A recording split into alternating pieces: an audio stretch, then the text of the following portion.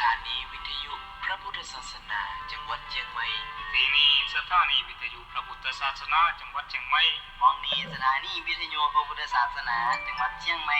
FM 96 เมกะเฮิรตซ์ FM 96 เมกะเฮิรตซ์ FM 96 เมกะเฮิรตซ์ที่นี่สถานีวิทยุพระพุทธศาสนาจังหวัดเชียงใหม่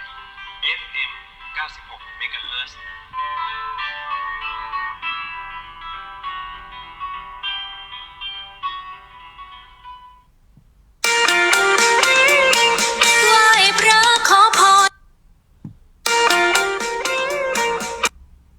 กราบหลวงพ่อใหญ่ชัยมงคลคนอุดมโชควัดผาบ่อง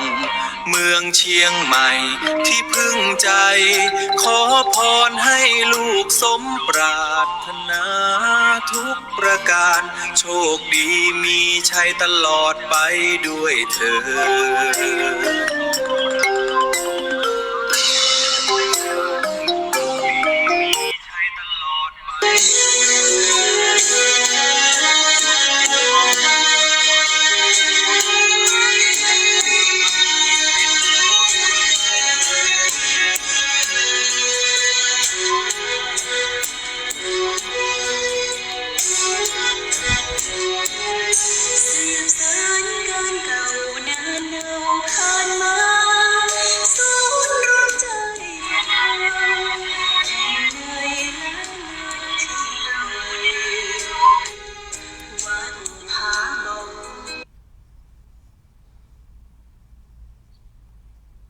ใหม่เมืองปีขอเชิญสาธุชนทุกท่านเจ้ามาบูชาเทียนสะเดาะเคราะห์มาวัดผาบ่องเชียงใหม่ศรัทธาเต็มหัวใจกราบหลวงปู่ทวดแดนใต้ครูบาเจ้าศรีวิชัยล้านนาไทยขอพรให้แคล้วคลาดปลอดภัยแคล้วคลาดปลอดภัยให้ลูกสมใจปรารถนาสมใจปรารถนา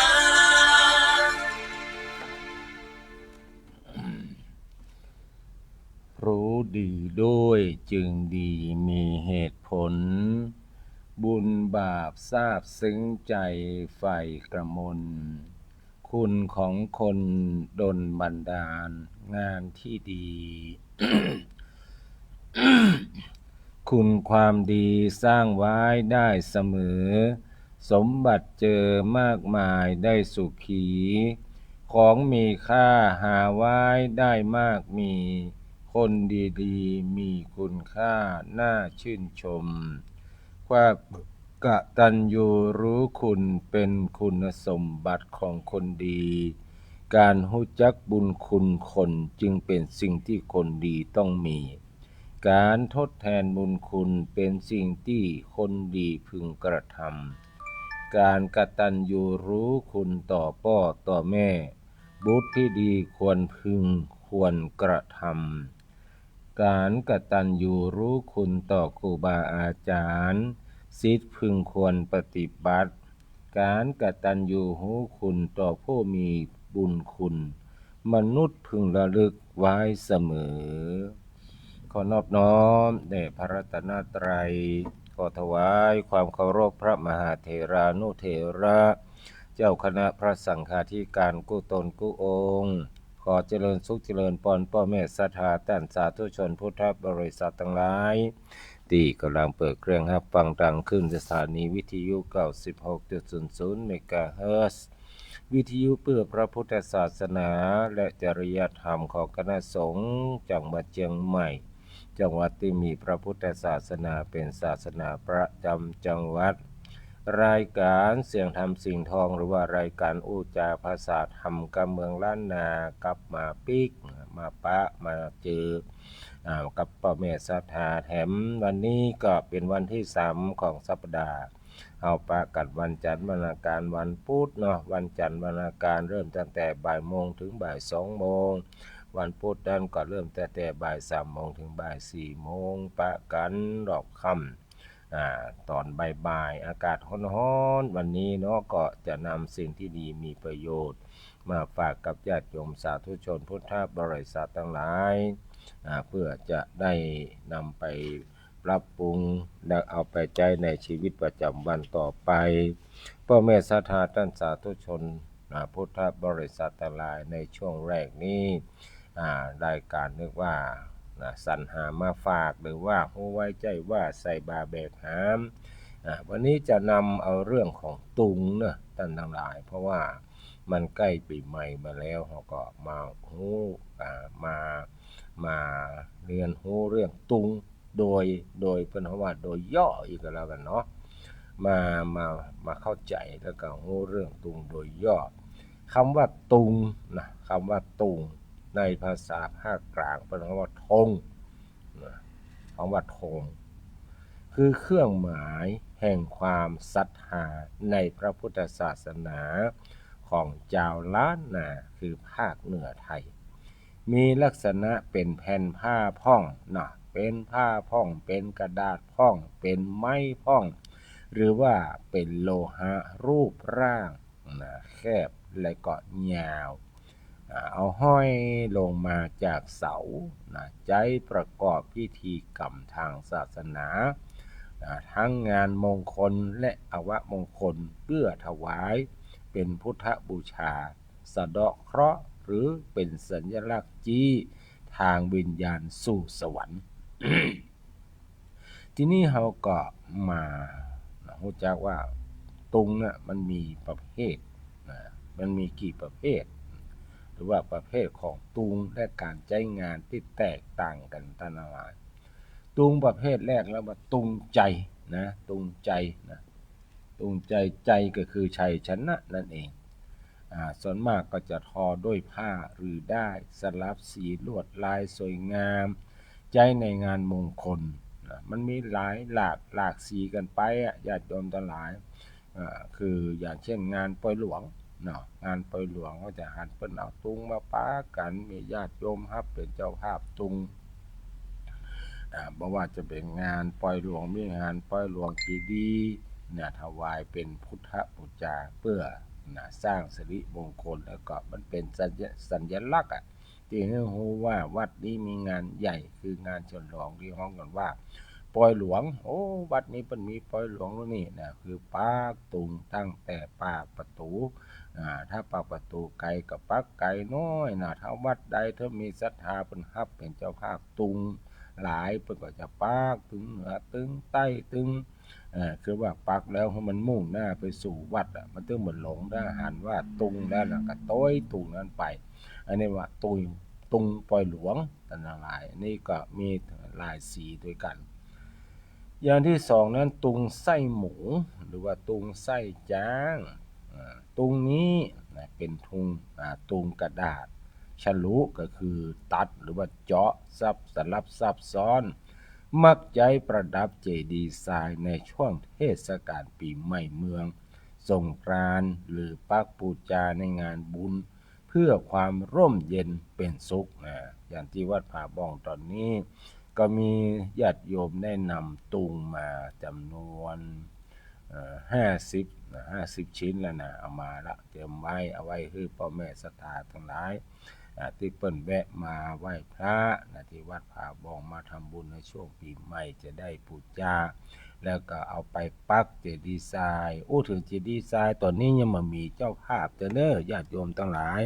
ไปจะรับเป็นเจ้าภาพก็แจ้งความประสงค์จำนงให้หอมกันมาเนาะ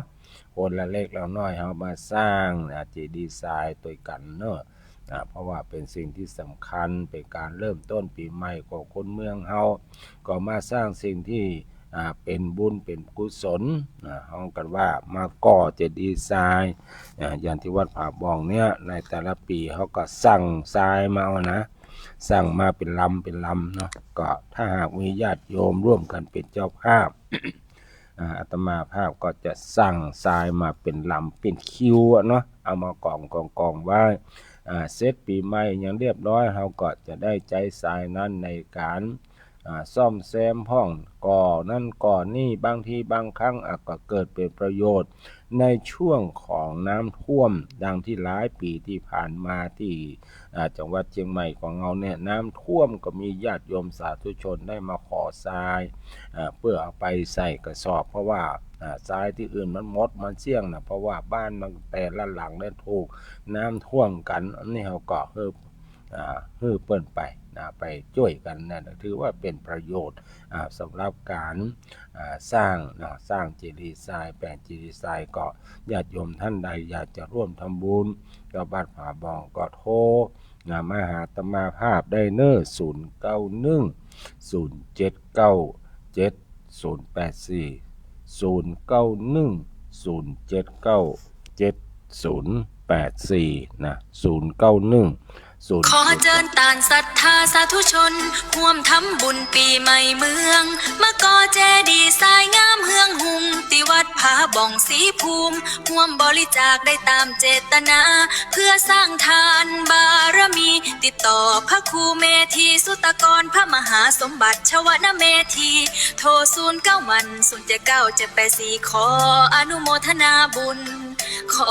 อนุโมทนาบุญ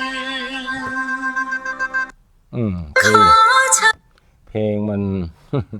ว่าหมายเลขโทรศัพท์ว่าอย่างกับบ่ฮู้นะ บัชัดบัเจน091นะ0797084 นะห้องบริจาคบ่ได้เน้อญาติโยมสาธุชนทั้งหลายญาติโยมสาธุชนทั้งหลายอันนี้ก็คือตุงไส้หมูตุงสำหรับการปักเจดีย์ทรายในช่วงของสงกรานต์ ประเภทที่3ตุง12ราศีตุง12ราศีเรียกว่าตุงตัวเปิ้งทำจากกระดาษพิมพ์รูปสัตว์12นักสัตว์ใช้บูชาปีเกิดเพื่อสะเดาะเคราะห์แล้วก็สร้างสิริมงคลประจำปีอันนี้ก็เปิ้งก็จะเอารวมกับตุงไส้หมูเอาปักเจดีย์ทรายเช่นเดียวกันคือตุงทั้ง2อย่างทั้งตุงไส้หมูกับตุง12ราศีเนี่ยเปิ้งก็จะเอาปักเจดีย์ทรายหรือว่าอย่างเช่นว่าตุง12ราศีเนี่ยก็ใจสำอย่างนึงเวลาเขามีการสืบชะตาเนาะเปิ้นก็จะมีที่คุ้มชะตาซุ้มชะตาก็จะมีตุง12ราศีนี้ต่อไปในข้อที่4ตุงค่าคิงท่านหลายตุงค่าคิงตุงที่ทำยาวเท่ากับความสูงของเจ้าภาพค่าแปลว่าค่าแปลว่าหยังแปลว่าค่าเท่ากับแปลว่าเท่านะแปลว่าเต้า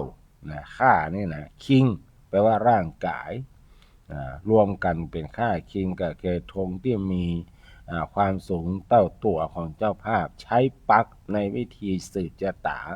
หรือแก้ชงเพื่อสะเดาะเคราะห์ปัดเป่าโรคภัยนี่ว่าตุงค่าคิงมันก็จะมีตุงค่าคิงมีตุงหรือว่าเตียนค่าคิงเตียนค่าคิงนี่เพิ่นก็จะเอา4สายบางทีมันก็บ่สามารถที่จะแปลงให้มันยาวได้เนาะคนบางคนนี่สูง180เนี่ยตัวเจ้าแปลงเตียนหรือว่าผู้ป้ออาจารย์แปลงเตียนเต้าตัวโคนนี่นะ180ก็คงลำบากเนาะเวลาเอาตั้งมันก็คงงอลงโก้นลงเป็นที่พึ่งเพราะฉะนั้นเพื่อก็ใจเคล็ดลับก็เอาความยาวของเตียนนี่ก็ประมาณสักคืบปลายแต่ว่าเอาได้เนี่ยซึ่งเป็นสีทรายของมันยาวลงไปติ๊กเอาเต้าตัวคนบางทีเขาก็แปลงเดาเอากะเอาคือให้มันยาวกว่าตัวคนจริงๆเนี่ยอันนี้ก็คือเป็นห้องว่าเตียนค่าคิงนั่นแหละประเภทที่5ก็คือตุงกระด้างเนาะตุงกระด้างเนี่ยคือมันบ่ดิ้นมันบ่ไปไหนมันอยู่ที่เข่านั่นส่วนมากก็จะทำด้วยไม้แกะสลักหรือว่าเป็นโลหะอย่างวัดศรีสุพรรณเนาะศรีสุพรรณพวกก็จะแปลงด้วยโลหะนะแปลงด้วยโลหะลงบางทีก็ทำจากไม้ลงลักปิดทองแล้วก็เอาห้อยถาวรในวัดหรือสถานที่สำคัญเพื่อบูชาพระพุทธศาสนาส่วนมากบางทีเพิ่นก็เอาห้อยในวิหารอย่างวิหารวัดฟ่อนซ้อยเนี่ยอาตมาภาพเคยหันเปิ้นเอาติดเสาแต่ละต้นเรียกว่าเป็นลักษณะตุงกระด้างนะ อันนี้ก็จะกึดหาเอาไว้สัก2 อันจะเอาห้อยหน้าหลวงพ่อใหญ่ชัยมงคลเนี่ยคงจะเปิงดีเนาะต่อไปตุงนี้ตุงประเภทที่6นี่ตุงอันตรายนะตุงอันตรายไข่ไข่ได้ห้องเนี่ยตุง3 หางตุง3 หางก็คือตุงกระดาษหรือผ้าแบ่งออกเป็น3 แฉกนิยมใช้ในงานอวมงคลหรือพิธีเกี่ยวกับความตายเพื่อส่งดวงวิญญาณเนาะ3 หางก็มีความหมายหลายสิ่งหลายอย่างบางทีก็บอกว่าหมายถึงอนิจจังทุกขังอนัตตาอนิจจังบัดเที่ยงแท้แน่นอนทุกขังเป็นทุกข์อนัตตาไม่ใช่ตัวใช่ตนเป็นต้นอันนี้ก็คือประเภทของตุงมีตึงมดที่นำมาฝากญาติโยมในวันนี้ก็มีมี7 อย่างมีทำอันอย่างหนึ่งเนอะญาติโยมทั้งหลายว่าตุงตะขาบตุงจระเข้ตุงนี้เป็นตุงผ้ายาวมีรูปจะเข็บหรือว่าตะขาบหรือจระเข้ใจแห่นำขบวนกฐินได้เพราะฉะนั้นตอนนี้เราสรุปได้ว่าเรามีตุงอยู่7 ประเภทโดยกันนั่นก็คือตุงใจสำหรับชัยชนะเอาไว้ในแขวนในงานปล่อยหลวงหรือว่าในสมัยก่อนเปิ้นฆ่าไปออกรบกันก็จะมีตุงชัยไปตุงไส้หมูเอาปักทรายในปีใหม่ตุง12 ราศีเอาปักทรายในปีใหม่แล้วก็งานสืบชะตาตุงฆ่าคิงก็ใช้ในงานสืบชะตาตุงกระด้างก็คือแบบว่าแข็งบ่วันบ่ไหวบ่มีลมปัดบ่ได้เนาะเป็นวัสดุที่แข็งตุง3 หางใช้งานศพแล้วก็ตุงตะขาบตุงจระเข้ตุงผ้ายาวมีรูปนกตะขาบหรือว่ารูปจักรเข็บหรือจระเข้ใจแห่นำขบวนทอดกฐินความแตกต่างหลักก็คือตุงใจและตุงไส้หมูใจในงานมงคลและการฉลองตุงฆ่าคิงใจสืบชะตาแก้เคราะห์ส่วนตุง3 หางใจในงานศพหรือว่าวิธีอวมงคลอันนี้ก็เป็นเรื่องของตุงที่นำมาฝากกับญาติโยมสาธุชนทั้งหลายในช่วงแรกในวันนี้ญาติโยมสาธุชนพุทธบริษัททั้งหลายเมื่อตะกี้อาตมาภาพได้เชิญชวนญาติโยมทั้งหลายได้ร่วมกันเป็นเจ้าภาพก่อเจดีย์ทรายปีใหม่ซึ่งอานิสงส์ในการก่อเจดีย์ทรายในช่วงสงกรานต์ก็เชื่อว่าเป็นการถวายเป็นพุทธบูชาที่ได้บุญมหาศาลส่งผลให้บ่ตกนรกหลายร้อยชาติเกิดในตระกูลสูงเพียบพร้อมไปด้วยทรัพย์สินยศถาบรรดาศักดิ์บริวารและเป็นคนมีปัญญาดีเปรียบด้วยเม็ดทรายที่ละเอียดอีกทั้งยังเป็นการนำทรายคืนวัดเพื่อใช้ในศาสนกิจตามคติความเชื่อเก่าแก่เปิ้นบอกว่าเวลาเราเข้าวัดมาในสมัยก่อนเนี่ยสถาเปิ้นจะถอดเกิบถอดรองเท้าเปิ้นมาใส่รองเท้าเข้ามาหรอกเวลาปิกออกนอกวัดนอกวาอาจจะมีทรายติดตีนติดอย่างไปเปิดว่ามันจะเป็นบาปเน้อนะถึงเดือนจีปีใหม่ก็คนทรายมาทรายญาติโยมสาธุชนทั้งหลายอานิสงส์ของการก่อเจดีย์ทรายถวายเป็นพุทธบูชาเป็นว่าบ่ตกอบายภูมิเชื่อว่าจะไม่ตกนรกหลายร้อยชาติร่ำรวยและมั่งคั่งเกิดในภพชาติใดจะมีทรัพย์สมบัติมากมีบริวารและเกียรติยศชื่อเสียงอายุยืนและแข็งแรงเป็นผู้มีสุขภาพแข็งแรงอายุยาวมีปัญญาดีมีปัญญาเฉลียวฉลาดละเอียดรอบคอบเปรียบดังเม็ดทรายความรักแน่นแฟ้นช่วยเสริมดวงความรักให้ครอบครัวให้แน่นแฟ้นยิ่งขึ้นพระลานิสงส์ในสวรรค์เมื่อตายไปแล้วจะไปเกิดในสวรรค์พรั่งพร้อมไปด้วยทิพยสมบัติการเอาตุงไส้หมูตุงเจดีย์ทรายปักเจดีย์ทรายในช่วงปีใหม่เมืองทรงการเป็นการบูชาพระรัตนตรัยและสืบสานประเพณีล้านนาเพื่อถวายเป็นพุทธบูชาขอขมาสิ่งที่ล่วงเกินในปีที่ผ่านมาและอุทิศส่วนกุศลให้บรรพบุรุษโดยเชื่อว่าชายตุงที่ ที่กวัดแกว่งนำพาผู้ล่วงลับพ้นจากนรกขึ้นสู่สวรรค์และเป็นการคืนทรายกับวัดญาติโยมสาธุชนพุทธบริษัททั้งหลายเหตุผลและความเชื่อที่เฮาปักตุงไส้หมูบนเจดีย์ทรายเป็นพุทธบูชาตุงไส้หมูมีลวดลายจำลองจากธรรมชาติและลวดลายแบบเทวดาเพื่อแสดงความเคารพสูงสุดต่อพระพุทธเจ้าเป็นการขอขมาและบูชาเทวดาปักเพื่อขอขมาสิ่งที่ทำผิดพลาดไปในปีเก่าและอุทิศแก่เทวดาที่รักษาตัวเฮาอานิสงส์ต่อผู้ตายความเชื่อล้านเหนือเจว่าชายตุงที่มันปัดไปปัดมามันจะไปแกว่งไปถึงนรกทำให้ผู้ล่วงลับเป็นญาติเป็นน้องผู้ที่อันเป็นที่ห้าของเฮาได้เกาะขึ้นสวรรค์และก็เป็นการคืนทรายให้วัดเป็นการก่อเจดีย์ทรายเพื่อคืนทรายที่ติดตีนเฮาออกไปอันนี้ก็คือความสำคัญเกี่ยวกับการที่เฮาท่านทั้งหลายปักตุงเพื่อถวายเป็นพุทธบูชาธรรมบูชาในช่วงของปีใหม่เมืองที่จะมาถึงนี้และญาติโยมสาธุชนพุทธบริษัททั้งหลายเพราะฉะนั้น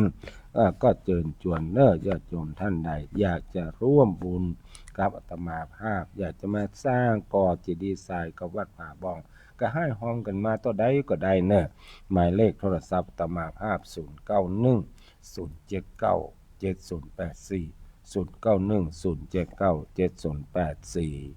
ขอเจิญตานศรัทธาสาธุชนร่วมทำบุญปีใหม่เมืองมะกอเจดีย์ทรายงามเฮืองหุงติวัดผาบ่องศรีภูมิร่วมบริจาคได้ตามเจตนา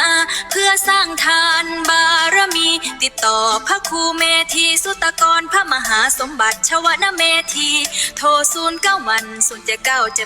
0910797844ขออนุโมทนาบุญขออนุโมทนาบุญ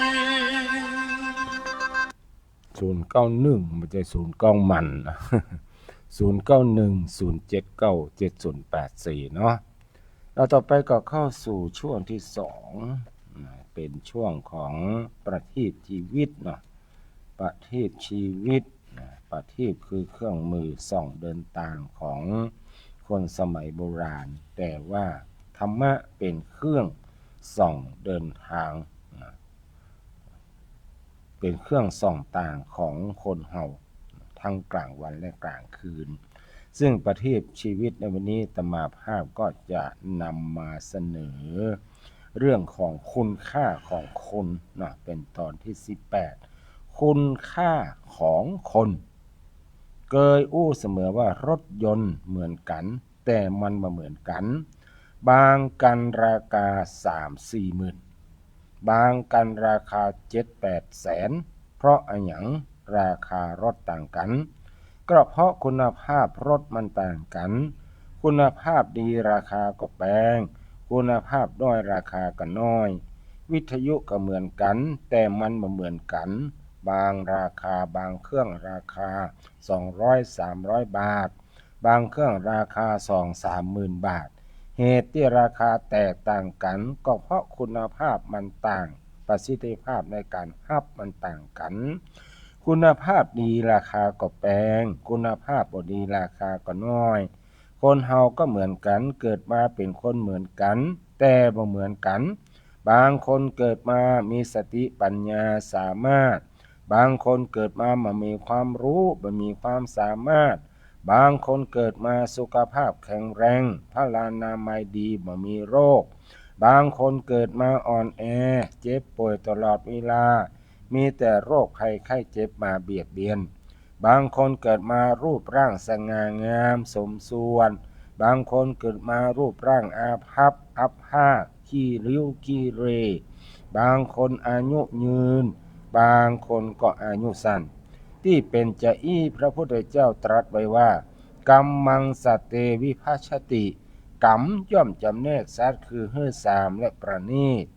มีอธิบายว่าไผจะเป็นอย่างใดในเวลานี้ก็เป็นผลสืบเนื่องมาจากกรรมเก่าตกแต่ง ผู้ใดทำกรรมอันใดไว้ผู้นั้นต้องรับกรรมอันนั้นอย่างบ่มีทางหลีกเลี่ยงสิ่งที่เฮามีเราเป็นอยู่เวลานี้เป็นสมบัติของเฮา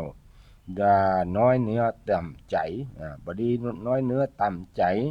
ในความอาภัพอย่าเหิมเกริมหรือทะนงตัวในความพรั่งพร้อมและบริบูรณ์จนลืมตัวจงสร้างเหตุที่ดีคือทำดีในปัจจุบันเพื่อผลในอนาคตขอให้ยึดหลักในทางพระพุทธศาสนาว่าผู้ใดทำกรรมอันใดไว้ผู้นั้นต้องรับผลของกรรมนั้นๆเราทำดีเราจะได้รับผลดีเราทำชั่วเราจะได้รับผลชั่วผลกรรมที่เราจะได้รับนั้นจะเป็นร้อยเท่าพันทวีทำดีจะได้ร้อยดีร้อยเท่าพันเท่าทำนองเดียวกันถ้าทำชั่วได้ชั่วร้อยเท่าพันเท่าถ้าเป็นอย่างนั้นจงรีบเว้นกรรมชั่วแล้วรีบทำดีต่อไปโดยบ่ต้องท้อถอยญาติโยมสาธุชนทั้งหลายอันนี้ก็เป็นช่วงที่สองของรายการคือประทีปธรรมนำชีวิตวัดผาบ่องเชียงใหม่แสนสุขใจยามได้มาธรรมชาติโอบล้อมนำพาจิตให้สงบงามเสียงธรรมก้องไปดุจเสียงทองจากฟ้าคือปัญญาส่องทางให้ใจเบิกบานเสียงธรรมเสียงทองเสียงธรรมเสียงทองต่อไปก็เข้าช่วงของขั้นที่สามตอนที่สามนั่นก็คือรายการธรรมะประจำวันญาติโยมทั้งหลายมีวาระภาษาบาลีที่กล่าวไว้ในชวสกุณชาดกว่าหน้าติเตียนคนที่บ่ฮู้กุลที่เขาทำไว้ผู้บ่ทำคุณให้ไผและผู้ที่บัตอบแทนกุลที่เขาทำก่อนความกตัญญูบ่มีในคนในการคบคนคนนั้นย่อมไร้ประโยชน์บุคคลบ่ได้มีมิตรธรรมด้วยอุปการะคุณที่ตนประพฤติต่อหน้าในผู้ใดผู้นั้นบัณฑิตบ่ต้องริษยาบ่ต้องด่าว่าพึงค่อยๆลีกออกจากห่างผู้นั้นการใช้ชีวิตในทางโลกต้องมีความรับผิดชอบต่อภารกิจหลายๆด้านหากเกิดอาการท้อแท้ท้อถอยหรือบ่สู้งานนอกจากบ่ได้รับความเจริญแล้วอาจถูกครหานินทาเพราะบ่ได้ทำประโยชน์ตนเองประโยชน์ของผู้อื่นให้สมบูรณ์ประโยชน์ของตนก็คือประโยชน์ทั้งในภพชาตินี้และประโยชน์ในภพชาติหน้าส่วนประโยชน์ท่านหมายถึงสิ่งที่ควรจะบำเพ็ญในขณะยังมีชีวิตอยู่เช่นตอบแทนคุณของบุพการีชนสงเคราะห์เพื่อนมนุษย์เป็นต้นผู้ที่จะทำหน้าที่อย่างนี้ได้ต้องมีจิตใจสูงส่งมีความวิริยะอุตสาหะจึงสามารถประสบความสำเร็จในชีวิตได้คุณธรรมที่สำคัญอย่างมากของบัณฑิตชนก็คือความกตัญญูหูคุณของผู้มีพระคุณและรู้จักตอบแทนบุญคุณที่ท่านเหล่านั้นทำไว้กับเฮาในการก่อนใครก็ตามที่เป็นคนกตัญญูย่อมจะเป็นที่ฮักของมนุษย์และเทวดาทั้งหลายแม้จะย่างก้าวไปแห่งหนตำบลใดก็จะรับการต้อนรับขับสู้ด้วยไมตรีจิตชื่อเสียงอันดีงามย่อมฟุ้งขจรไปไกลเมื่อมีภัยรับรู้รับทราบคุณธรรมอย่างนี้ถ้าเป็นหัวหน้าก็จะเป็นที่ฮักของผู้ใต้บังคับบัญชาเป็นผู้ใต้บังคับบัญชาก็จะเป็นที่ฮักของหัวหน้าและเพื่อนร่วมงานจะไปอยู่ในสังคมใดก็เป็นที่ปรารถนาของสังคมนั้นความกตัญญูเป็นสัญลักษณ์ของคนดีที่มีจิตใจสูงส่งบัณฑิตทั้งหลายตึงในอดีตและปัจจุบันจึงมีคุณธรรมความกตัญญูอยู่ในใจเสมอ ทำให้เป็นที่ฮักของมหาชนเป็นจำนวนนักและยังเป็นที่เคารพนับถือบูชาแถมตยนะและพระสัมมาสัมพุทธเจ้าก็ได้ตรัสไว้ว่าบุคคลที่หาได้ยากในโลกนี้มีอยู่สองประเภทคือผู้ที่มีความกตัญญูหูอุปการะคุณที่ท่านทำแล้วและผู้ที่มีความกตเวที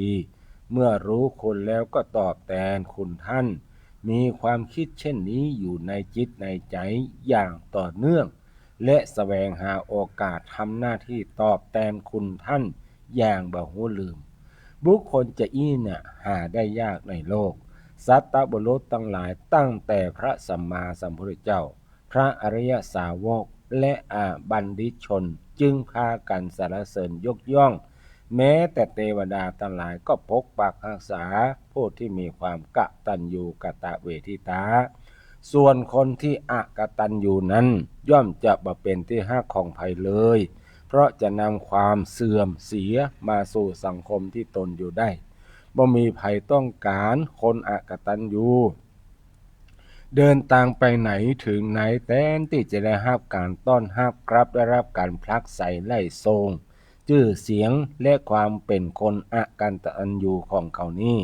ช่วยอันยังเขาบ่ได้เลยดังนั้นเวลาเราอยู่ในสังคมจะคบเพื่อนก็ขอให้คบเพื่อนที่ดีบ่ใจซักแต่ว่าคบไปจะอันละมันจะบ่เป็นผลดีต่อตัวเราเลยหากเราบ่รู้จักคบคนโอกาสที่พลาดพลั้งคือได้คนอกตัญญูเป็นสหายนั้นก็มีนักพระบรมศาสดาผู้ทรงเปี่ยมไปด้วยพระมหากรุณาธิคุณพระทัยของพระพุทธองค์บริสุทธิ์ปราศจากมลทินคืออาสวะกิเลสแม้จะมีผู้ที่อกตัญญูต่อพระองค์ตั้นสักเพียงใดก็ตามพระองค์ก็บ่ถือโทษอันอย่างเลยบุคคลผู้นั้นจึงกลับแพ้ภัยก่อนตนเอง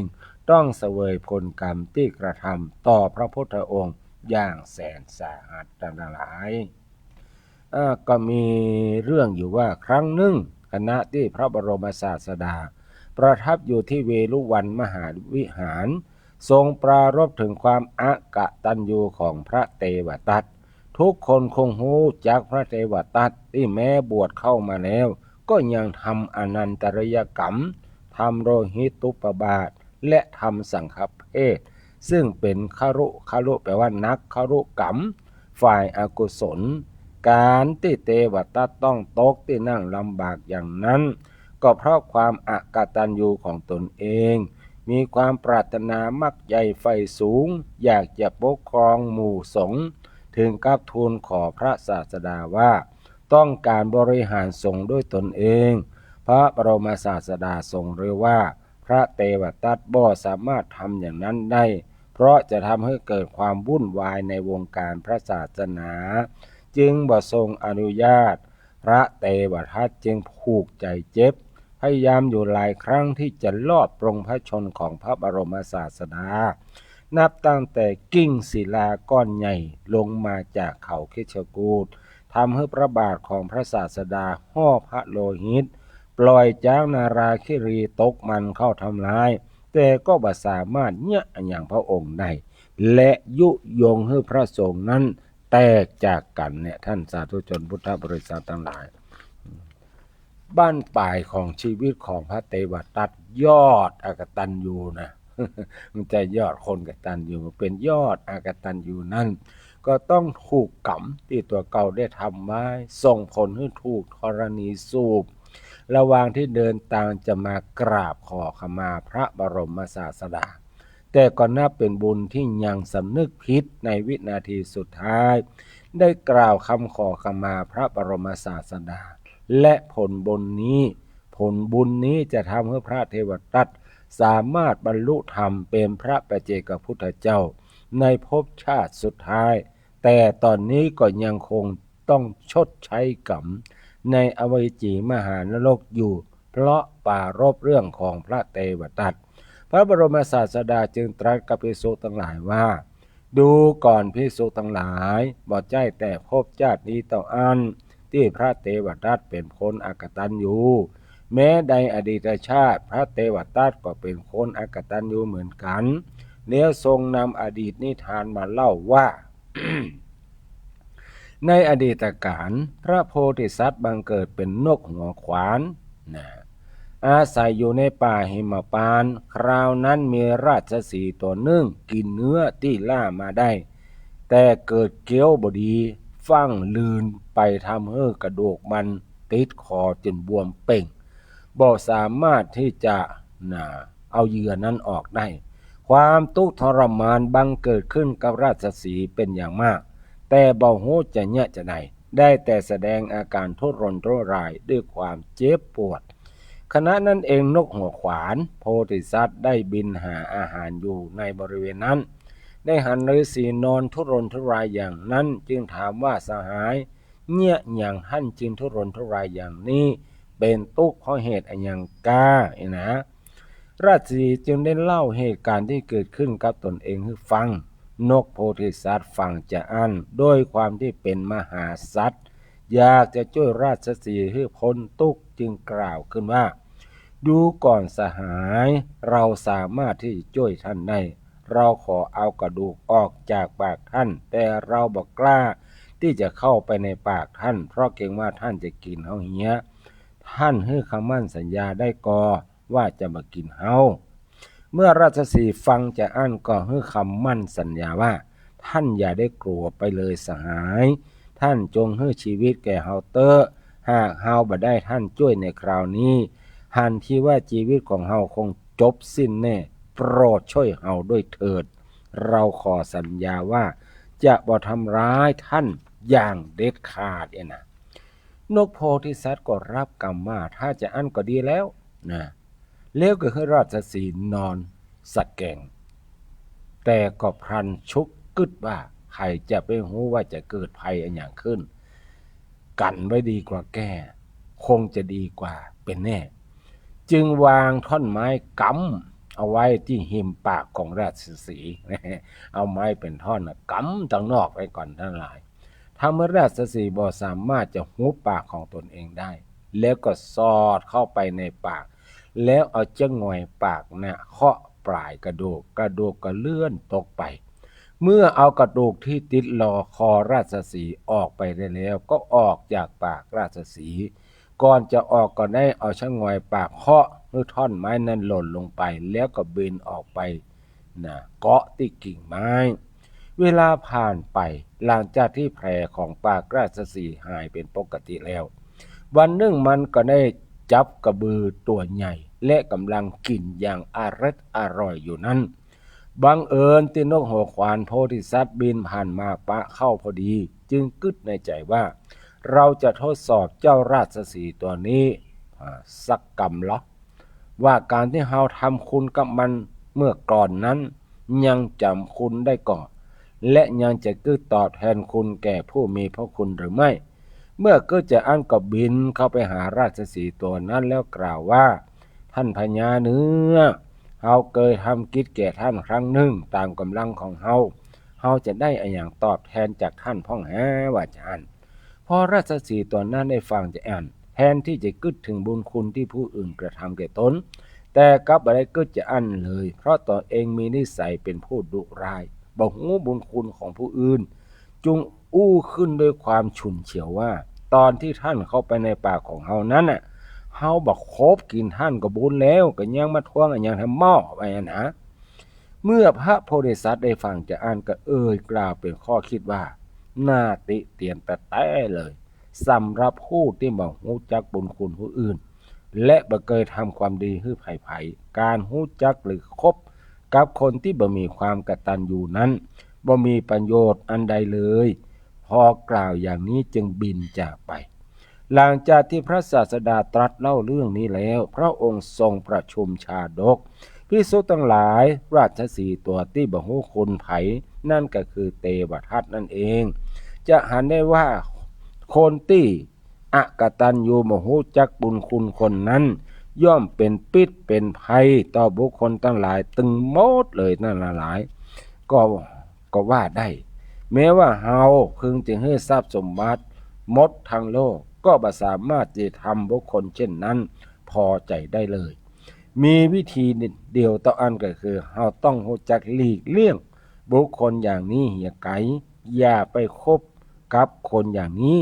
เพื่อตระหนักถึงพระดำรัสของพระบรมศาสดาที่ว่าอย่าคบคนพาลให้แสวงหาแต่บัณฑิตที่แท้จริงที่เราควรจะแสวงหาก็คือบุคคลดีทั้งหลายอันมีพระบรมศาสดาพระสัมมาสัมพุทธเจ้าเป็นต้นบุคคลนั่งหรือนอนที่ร่มเงาของต้นไม้ใดบ่พึงหักรานกิ่งของต้นไม้นั้นเพราะผู้ประทุษร้ายมิตรเป็นคนเลวทรามการใช้ชีวิตอยู่ในโลกมนุษย์จะว่าง่ายก็ง่ายจะว่ายากก็ยากหากบ่ประมาทมั่นทำความดีโดยการเฮือตานรักษาศีลเจริญภาวนาปฏิบัติอยู่ทุกวันไม่ขาดเลยแม้แต่วันเดียวการดำรงชีวิตอย่างนี้ถือว่าได้กำไรเราจะได้บุญเป็นกำไรของชีวิตบุญนั้นเป็นเหมือนขุมทรัพย์ที่มีค่ามหาศาลเป็นดุจแก้วสารพัดนึกดังนั้นเราต้องรีบตักตวงบุญให้นักที่สุดเพราะบุญเป็นสิ่งที่บ่ควรที่จะสันโดษยิ่งหาได้นักยิ่งดีบารมียิ่งเพิ่มพูนถ้าเกิดมาแล้วบ่ได้สั่งสมบารมีชีวิตนี้บกพร่องอยู่เป็นชีวิตที่บ่สมบูรณ์เกิดมาเสียโอกาสไปเปล่านั่นแหละเพราะฉะนั้นเราก็จงสร้างบุญสร้างกุศลกันเมื่อมีโอกาสเนาะอย่างที่อาตมาภาพชักชวนไปเชิญชวนท่านหลายได้ให้หอมกันเรื่องการก่อเจดีย์ทรายเนอะในช่วงของปีใหม่นี่แหละญาติโยมทั้งหลายไหว้พระขอพรหลวงพ่อใหญ่ชัยมงคลอุดมโชคและหลวงพ่อพระพุทธาพี่มงคลฝนทองแสนหาวัดผาบ่องอำเภอเมืองเชียงใหม่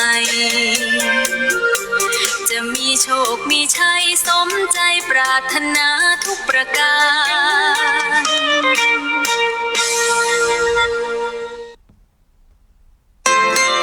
มาวัดผาบ่องเชียงใหม่ศรัทธาเต็มหัวใจ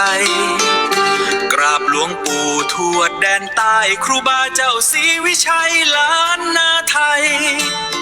ขอพรเจริญพรแม่น้อยเจ้าไหว้สาเจ้านึกว่าวันนี้มาฟังอีกก้าแล้วนะแม่มีอะไรอย่างจะอู้ว่ามาเลยแม่ได้เวลาแม่พอดีเนาะช่วงที่ธรรมะจากแม่น้อยเนอต่อตุลุงนะเจ้าเรื่องประวัติตุ้งใจเนี่ยเจ้าเนาะเอาเลยประวัติตุ้งใจตุ้งใหญ่ตุ้งน้อยตีเปิ้นแป้งหอยยังยาย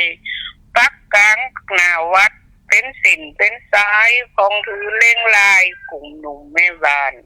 เป็นเครื่องจำหมายมีงานหมู่บ้านปล่อยลงสงกรานต์ในเร็วก่อเจดีย์ทรายบ่ได้กัดแก้วในกลางคงแก้วอารามมีตุงจอน้อยย่นหอยล้นล้ำร้อยสีสวยงามปูจาพระเจ้าเป็นประเพณีมีมาแบบเบาวัฒนธรรมเฮาบ่ละ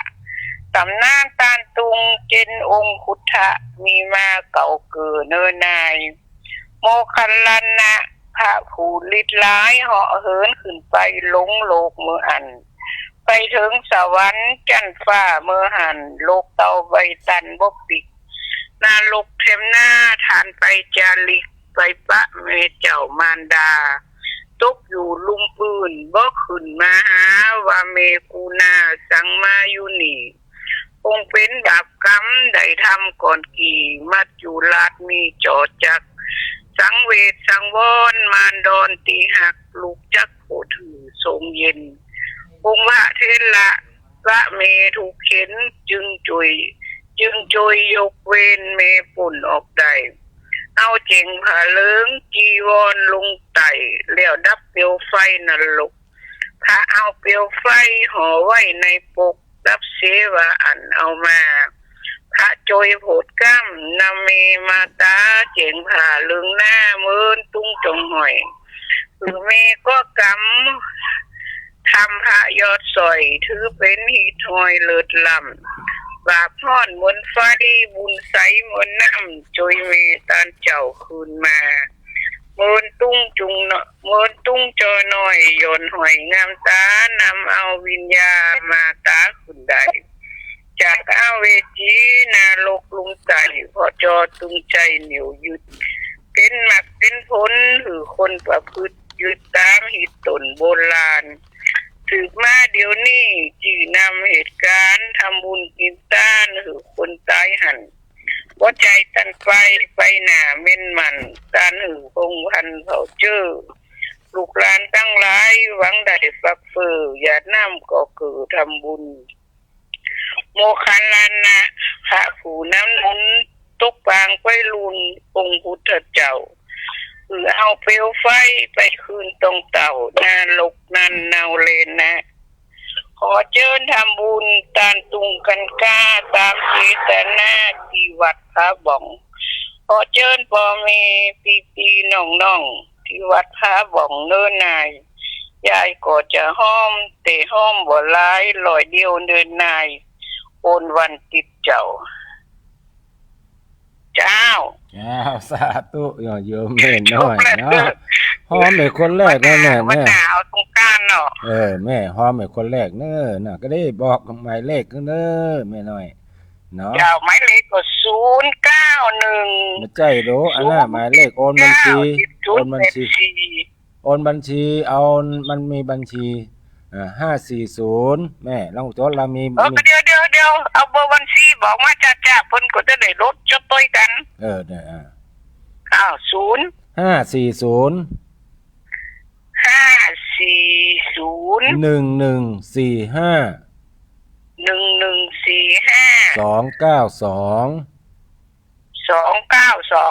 292 ธนาคารกรุงไทยเน้อแม่เน้อ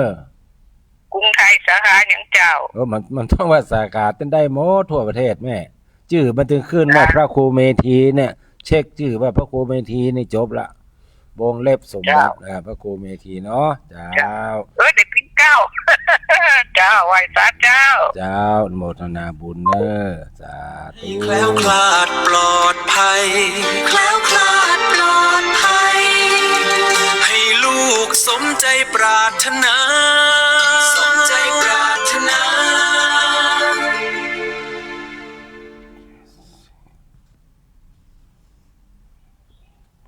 วัดผาบ่องเมืองเชียงใหม่มีพระครูเมธี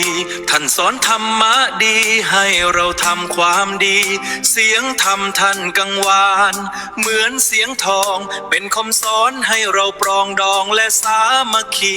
เปี่ยมเมตตาการุณสร้างบุญกุศลให้ทุกคนมีใจที่บริสุทธิ์เสียงธรรมเสียงทองของพระครูเมธี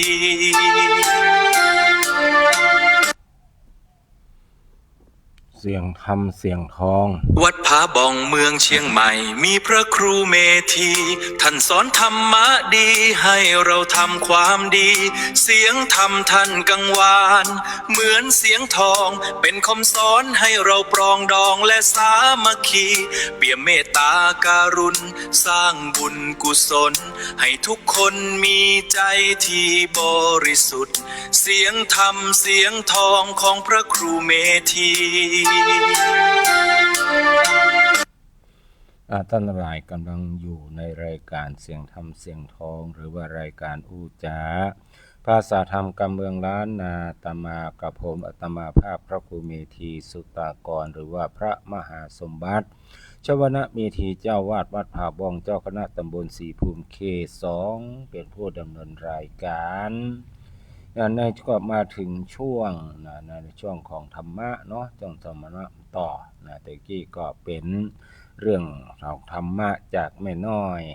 แม่อุ้ยน้อยนะแม่อุ้ยอายุ79แล้วเด้อญาติโยมทั้งหลายแต่งกับแต่งก่อนอย่างเก่งขนาดทั้งหลายเพราะฉะนั้นจะไปประมาทตัวเก่าว่าเฮาเฒ่าแล้วปัญสติปัญญาของเฮาบัดดีแล้วมันเลอะมันเลือนไปแล้วเนี่ยจะไปกึดญาติโยมทั้งหลายสติปัญญาของเฮาเนี่ยดีอย่างเก่านั่นแหละที่เฮาว่ามันบ่เหมือนเก่าก็เพราะว่า มันมีการมีงานหลายอย่างมันมายุ่งสมองของเฮาบ่ได้แต่ถ้าเฮาตั้งสติดีๆแล้วนะมันถึงอย่างเก่านั่นแหละนั่นหลายสติปัญญาของเฮายังดีอยู่นะบ่อย่างเก่าก็เกือบจะเหมือนเก่านั่นแหละนะอาตมาสังเกตได้ตัวเก่านี่แหละคือ1เป็นคนขี้ลืมลูกกระแจพ้องลืมแว่นตาพ้องวันๆนี่อาตมาภาพมีแว่นตาเป็น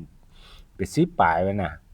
มาได้ซื้อราคาแพงอย่างเนาะซื้อจาก Lazada สั่งมาราคา100ปลายพ้อง99พ้องอย่างพ้องเนี่ยนะคือสายตาอาตมาภาพมันอยู่ที่150แต่ว่าว่าสายตามันยาว150ฉะนั้นก็สั่งขนาด150มายาว150เอามาใส่มันจับหมดอะนะเคยตัดแว่นแล้วนะแต่ว่าเอามาใส่แล้วเมาหัวเจ็บหัวนะขนาดว่าเปิ้นวัดจะดีมันมาสู้ของแปลงเฮ้ยแก่นตาแก่น2แก่นนี่นะ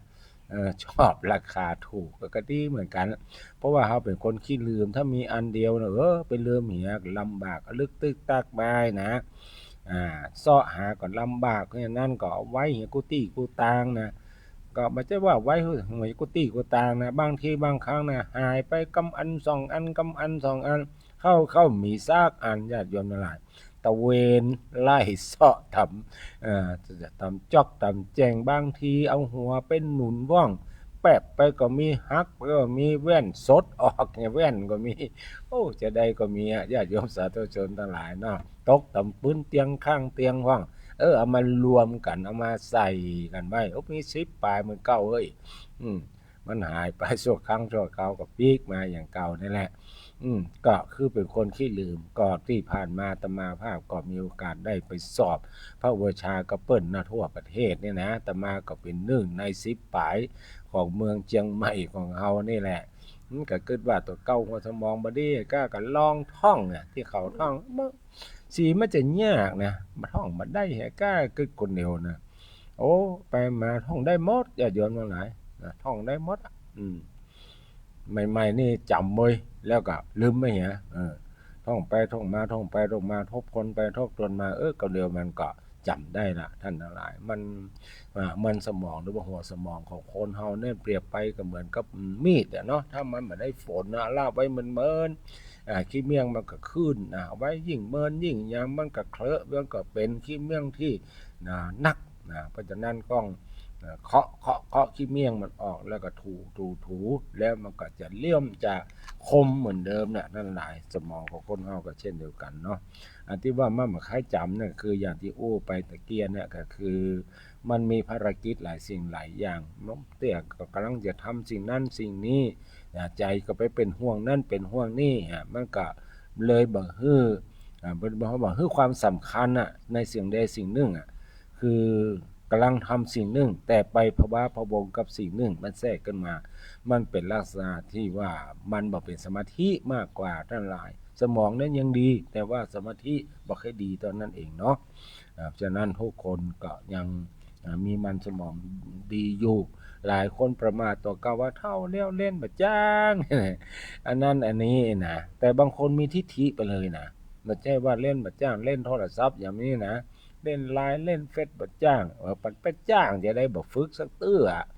เนาะบ่ยอมฝึกนะมีทิฐิโดยบ่ดีจะอันบ่ดีจะอีของหมดเนี้ยมันแล้วแต่เฮาจะใจมันเป็นมีดนะที่ว่ามีดสองคมเนาะใจในทางดีมันก็ดีบ่ดีก็บ่ดีนั่นแหละดังนั้นเฮาใจทางดีน่ะมันก็อย่างน้อยๆเฮาก็มีเพื่อนมีฝูงถึงแม้ว่าจะอยู่คนเดียวที่บ้านถึงแม้ว่าร่างกายเขาจะพิกลพิการบ่สามารถจะลุกไปที่ไหนได้แต่ถ้าหากท่านมีความสามารถในการที่จะพอเฟซพอไลน์จะพอTikTok อย่างได้นะชีวิตของท่านมันจะยืนไปแบบจัดนักมันจะมีสิ่งที่ว่าท่านบ่ฮู้บ่หันมันมีทั้งที่ตลกเนาะตลกโปกก็จะพอสงครามก็อย่างกายมันได้หมดหรอกถ้าเราอยากจะเรียนรู้นะละอ่อนมันสอนเฮานะก้อยใจเย็นๆนะบอกก็ละอ่อนว่าใจเย็นๆอีปล่อยแม่มันอย่างแย่กะมันเท่าแล้วมันต้องเรียนรู้ยากหน่อยเฮาก็ต้องใจเย็นๆพยายาม ศึกษาเรียนรู้ไปเนาะอย่างให้ชีวิตของทุกคนนั้นมันมีความสุขท่านทั้งหลายเราเกิดมาพบสิ่งเหล่านี้แล้วบ่ได้ปฏิเสธในสิ่งเหล่านี้เราใจสิ่งเหล่านี้ให้เกิดประโยชน์กับชีวิตของเราเนอะเวลาไปนั่งรอรถมันไปนั่งรอขึ้นเครื่องบินก็ดีป้าถ้าเฮาบ่มีกิจกรรมเนี่ยนะอย่างน้อยๆเฮาบ่ได้บางได้น้อยเฮามีเปื้อนโอ้โตยเฮาก็ยังมีโอกาสได้อู้กับเปื้อนที่อยู่ไกลๆบางทีบ่ได้อู้แต่พอเปื้อนมันกำลังเนี่ยยังอยู่มันก็เพลิดเพลินไปเนาะอันนี้ก็เป็นเรื่องของอู้กันไปเนาะสัพเพเหระและญาติโยมสาธุชนพุทธบริษัททั้งหลายเนาะ ตอนนี้เหลือเวลาแถม5 นาทีเอาอย่างมาอู้กับญาติโยมดีนี้นะจะเอาธรรมะมาก็มันก็จะเวลามันก็จะน้อยไปเหลือเวลา3 นาทีมันก็จะบ่พอเนาะเอาบันที่มันพอก็แล้วกันเนาะเอาเรื่องของพระนันทะนะก็แล้วกันมีเรื่องเล่าว่าพระบรมศาสดาได้ทรงประกาศพระธรรมจักรทรงเทศนาโปรดพระนางมหาประชาบดีโคตมีพระเจ้าแม่นะเพื่อบรรลุโสดาปัตติผลพระเจ้าสุโธทนะพุทธบิดาบรรลุอนาคามีผลในคราวที่เสด็จไปนั้นกำลังจัดงานวิวาหมงคลของพระนันทกุมารซึ่งเป็นพุทธอนุชาคือเป็นน้องชายเนาะน้องชายของพระพุทธเจ้าเนี่ยนะต่างมารดาล่ะคือเป็นลูกของน้าเพื่อกำลังแต่งงานกันอยู่ญาติโยมทั้งหลายพระองค์ทรงจวนอนันทกุมารบอกว่านันทะบวชบ่นะเพิ่นกำลังแต่งงานอยู่แต่นะพระองค์บอกบวชบ่เนี่ยเอานันทะเอาบาตรไปเนี่ยยื่นบาตรขึ้นนันทะเป็นคนกำบาตรไปโดยก้นไปเพราะว่าความเกรงใจไงนะในความเกรงใจในบุญญาบารมีของพระพุทธเจ้าก็เลยโตยไปพระพุทธเจ้าบอกนันทะบวชเนาะบ่อยากบวชแต่จำใจต้องบวชเพราะความเคารพอย่างเกรงในพระพุทธองค์ทั้งหลายภายหลังทรงฮื้อพระราหุลพุทธชิโนรสผู้จะทรงสืบสันติวงศ์บวชแถมพระเจ้าสุโธทนะทรงหวังให้พระราหุลของราชสมบัติจึงเป็นการคิดผิดคาดไปทรงน้อยพระทัยเสด็จมาทูลขอปอนว่าต่อไปเนี้ยขออย่าทรงบวชกุลบุตรที่มีบิดามารดาที่บ่ได้อนุญาตนะถ้าจะบวชภายในขอได้รับอนุญาตจากบรรดาบิดาก่อนเนอะครั้นต่อมานันทะภิกขุกสันใคร่จะซึกเพราะบ่ได้บวชด้วยศรัทธาอาศัยฮักถึงคู่รักที่ต้องถูกพรากจากกันมาความทราบไปถึงพระบรมศาสดาครั้งนั้นแลพระบรมศาสดาทรงปานันทภิกขุไปบนสวรรค์เลยไปพอเทพพระธิดาเพื่อให้ลืมกู้ฮักเก่าเธอก็ดีใจเพราะสวยกว่ากู้ฮักของตนมากนะป้าไปท่านหลายไปบนสวรรค์ถามเป็นไงคนนี้งามกว่าโอ้งามพระองค์งามเนี่ยไปตรงหน้านะอันนี้งามโอ้งามเลยตะกี้เรานี่เนี่ยแต่ละองค์นะซึ่งอยู่บนสวรรค์นะงามเดี๋ยวเมียที่แต่งงานวันนั้นเลยภายหลังถูกผู้ภิกษุถามอยู่ในเนืองว่านันทะเป็นลูกจ้างเป็นผู้ถูกซื้อให้อยู่ในพระศาสนาเพราะอยากได้นางฟ้าแม่นก่อนะท่านนึกกระดากและอายใจจึงหลีกไปอยู่แต่ผู้เดียวภาคเพียรบ่ท้อถอยบ่เมินก็บรรลุอรหันตผลครั้งนั้นพระบรมศาสดาทรงทราบเรื่องทรงเปล่งอุทานนี้ในเวลานั้นว่าผู้ใดข้ามเปลือกตมคือกามความรักความใคร่ได้แล้วนะย่ำเหยียบหนามคือกามได้ผู้นั้นสิ้นโมหะความหลงบ่ฮู้จริงเพราะหันแจ้งพระนิพพานย่อมบ่หวั่นไหวในสุขและทุกข์ภิกษุทั้งหลายสนทนากันว่าท่านทั้งหลายธรรมดาพระพุทธเจ้าตั้งหลายทรงพระคุณน่าอัศจรรย์ยิ่งนักพระองค์ทรงแสดงธรรมไว้ได้ด้วยอุบายหลายอย่างดุจหนามยอกเอาหนามบงก็มีเช่นพระนันทกสันอยากจะซึกเพราะนึกถึงคู่รักเก่าน่าจะทรงแสดงธรรมเกี่ยวกับการปรงอสุภะแต่หาทรงทำอย่างนั้นไม่รับเอารูปที่สวยกว่าเข้าล่อ กะขนาดนางฟ้ายักย้ายไปมาก็ได้บรรลุอรหันตผลได้และยังตรัสว่าแม้ในการก่อนเราก็ได้ใจมาแล้วคือเมื่อเราเป็นพ่อกาเจ้าเมืองพาราณสีมีชื่อว่ากัปปะกะนันทะเกิดเป็นลาหมดเวลาไปแล้วญาติโยมทั้งหลายเนาะนำรายการจากญาติโยมสาธุชนพุทธบริษัทไปก่อนเนาะเพราะแล้วปะกันวันใหม่วันจันทร์นี่หมูเนอะว่าอาตมาภาพจะได้ออกอากาศก็จะพยายามเนอะบอกให้ญาติโยมทั้งหลายอาตมาภาพก็ได้รับการอุปถัมภ์จากญาติโยมผู้ใจดีท่านหนึ่งนะเปิ้นอยู่ต่างประเทศเปิ้นได้ให้การอุปถัมภ์เรื่องปัจจัยอาตมาภาพว่าถ้าอาจารย์ให้มาได้ไปแอวที่ไหนอยากจะให้เปิดหูเปิดตาวันพรุ่งนี้อาตมาภาพจะเดินทางไปประเทศจีนจะไปภูเขามังกรยกต้าลี่เชียงนี่แหละเนาะคุณหมิงนี่แหละไปพ่ออย่างป้าอย่างก็จะปิกมาเล่าให้ท่านหลายได้ฟังกันแล้วกันเนาะจะไปแอวไปเหยียบหิมะอิสกรรมไปเล่นสเก็ตอะไรกัน เอาผ้าเหลืองเนี่ยเบอร์เนาะเอาละญาติโยมสาธุชนพุทธบริษัททั้งหลายปะกันเมื่อมีโอกาสที่จะได้ปะเนาะวันนี้ขอนำรายการจากท่านผู้ชมผู้ฟังไปก่อนจะเริญปอน